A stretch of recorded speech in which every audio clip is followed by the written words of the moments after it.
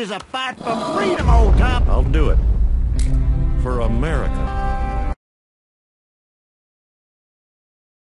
Joining me now, House Majority Leader, Republican Congressman Eric Cantor of Virginia. Mr. Leader, welcome back to Meet the Press. Dave, it's good to be here. So, big primary on Tuesday. You have not chosen sides here in this Republican nomination fight. Are you prepared to say who you're with this morning?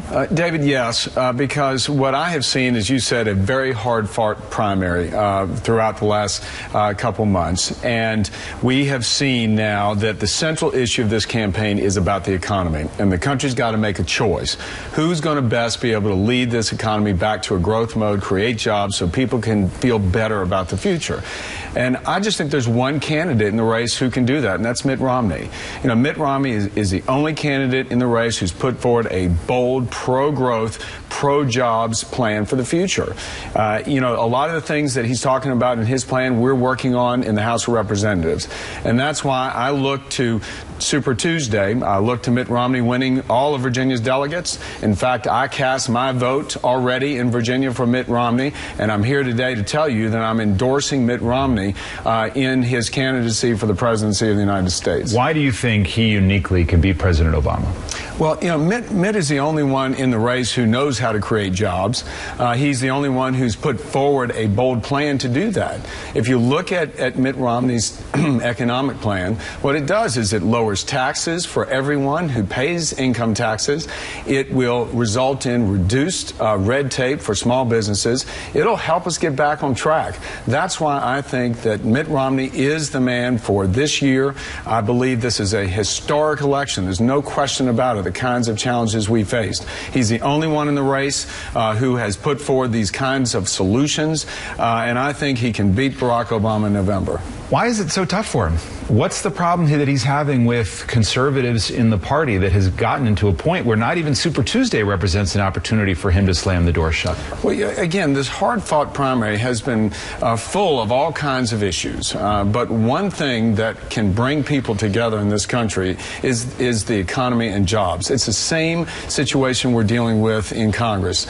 And that is, we're looking for ways to bring people together. This plan, this pro-growth plan that Mitt Romney has put forward is something that I think the more people look into the details and see that plan, the more they will rally behind Mitt Romney. And you can see, I mean, he just had a double-digit win last night in Washington. I suspect he's going to do very well on Tuesday and Super Tuesday. In your own state, Santorum and Gingrich failed to get on the ballot. Was that a sign to you that these are weak candidates who are not ready for the nomination? Well, clearly, I think their campaigns were not in the preparation mode early enough to do what they needed to do to get on the ballot.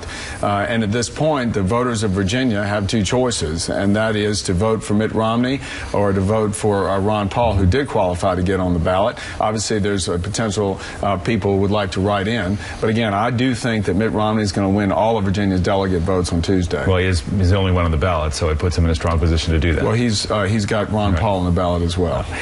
You have been vetted to be a vice presidential candidate back in 2008. You're endorsing Romney now. Would you be open to being considered for that role this time around? No, this is about Mitt Romney and making sure that he is put in to office. And no, this is not about that. I am not open to that. I am privileged to feel that I can represent the people of Virginia in Congress, and obviously voted by my colleagues to be majority leader, and look forward to serving in that capacity under a Romney presidency. Not open to being vice president. No. Let me talk about this issue that I talked about with Speaker Gingrich and Rush Limbaugh's comments in this fight over contraception on the airwaves and in Congress, in the House and the Senate. What do you think of what Rush Limbaugh said and how he got into this controversy? You know, David, Rush Limbaugh has apologized. I don't condone that type of language in any arena, including the political arena. You think he was dead wrong? Yes, it was insulting, and Rush has said as much.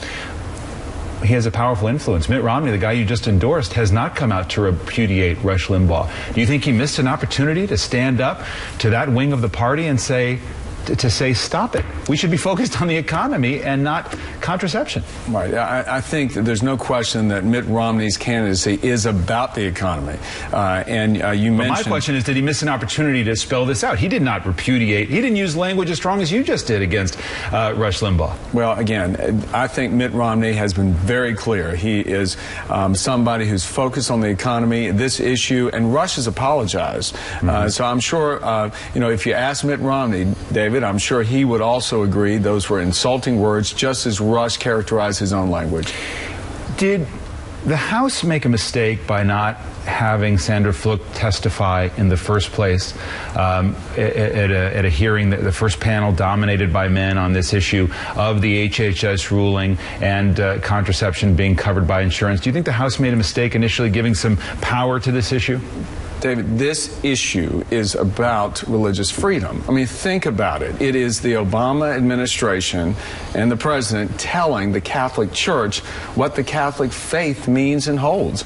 To me and to you, we are members of a minority faith. This country stands for religious freedom. So many people in the world actually come here for that reason alone, so you can practice your faith. It is central to who we are as a country. But the rule says that you can exercise conscience, but the insurance company would have to directly provide access to contraception and insurance coverage for those women who are employed. What the rule does is it basically allows for an exception to the rule if a faith only ministers or deals with people of that faith. Now, our religion, as well as the Catholic Church and many other religions, are about philanthropy and charity to all. And for the government to sit here and tell a faith what they can and can't do is just inappropriate. And that's what this issue is about. And again, there is a stark difference as to who believes what in this. And that's why I believe if Mitt Romney is president, we're not going to have this issue of confusion around religious freedom. Are you concerned, or should I say, do you appreciate the view of women like the chairman of the Democratic Party, Debbie Wasserman Schultz, who will come here in just a moment and say that this is about reproductive rights. This is about rights for women. Can you appreciate that concern on the part of women? It's not. Nobody's denying access. No, it's not about that. It is about the administration and the president saying to the Catholic Church that we know what your faith holds and you have to abide by that. It'd be like saying to those of us in the Jewish faith that, we know what the laws of kashrut, being kosher, means, and we're going to tell you what that means. That's not who we are in this country. That's what the rule is about, and that's why it has no place in American politics. And again, I think it's very important that we uphold the tenets of religious freedom. It is at the core of who we are as a country. Let me ask you about the economy. The Dow Jones Industrial Average crossed that threshold of 13,000 this past week before falling back, getting back to where it was before the financial crisis. That's an important psychological boost for a lot of Americans. Is it more difficult as a political matter for Mitt Romney or you as majority leader in the House to make the case that this president has failed to lead economic recovery? Listen, what is good for our party is good for the country and vice versa. All of us want to see a better economy. I think it is fair to say that too many people are still out of work. If you look at how jobs were created in this country, most of them come from small businesses. And over the last 3 years, we've seen a reduction in the number of startup businesses by 23%. And that's what Mitt Romney's economic plan gets at. It tries to say we're going to create an environment for investors and entrepreneurs to start creating jobs, start businesses again. We got a lot of competition out there in the world. And, it is important for America to succeed, not only for all of us here at home, but frankly, all the issues that you've talked about on this show that we face abroad. America has a critical leadership role there, and we have got to fix our ailing economy, and that's what Mitt Romney's plan does. And part of that, of course, I wonder as a leader in the Congress, if you would counsel Republicans running for president not to use gas prices as a political club against the president, when it really is a failure of leadership, is it not, on the part of Republicans and Democrats going back decades here, to fail to achieve energy independence and then be subject to the whims of instability instability in the Middle East that makes gas prices go up and down. No question the Middle East instability has an impact on gas prices, but let's call it how it is. This president and his administration are hostile to fossil fuels. And the reality is we are going to be a nation dependent upon fossil fuels for the foreseeable future. Yes, we ought to be looking for technology that can actually operate on its own to provide us with alternative sources.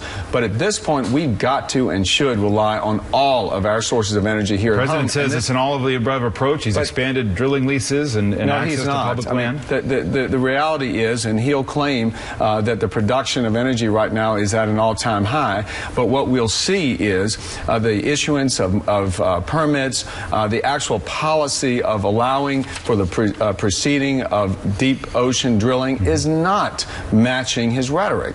And so it's very clear he's hostile to fossil fuels, he's hostile to coal, he's hostile to oil, he's hostile, frankly, to gas. And we need a definitive statement by this president that we will have a national energy policy because, as you indicate, it is critical to a growing economy that we do that. Final political point. Do you believe that Mitt Romney has this nomination locked up after Tuesday?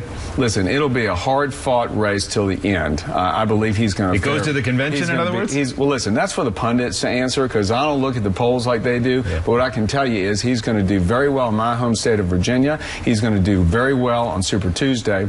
He is the guy, I believe, that will be our nominee, and we will have a clear choice as a country as far as the vision forward in growing this economy with Mitt's plan versus that of the president's record. You think it's time for Santorum and Gingrich to step out of the race? I think that our race and our system allows anyone to participate in this process, but I do believe Mitt Romney will win our nomination and will win the presidency in November. Here, I thought I might catch you in a weak moment. Leader, thank you very much. Thank you, David. Appreciate it.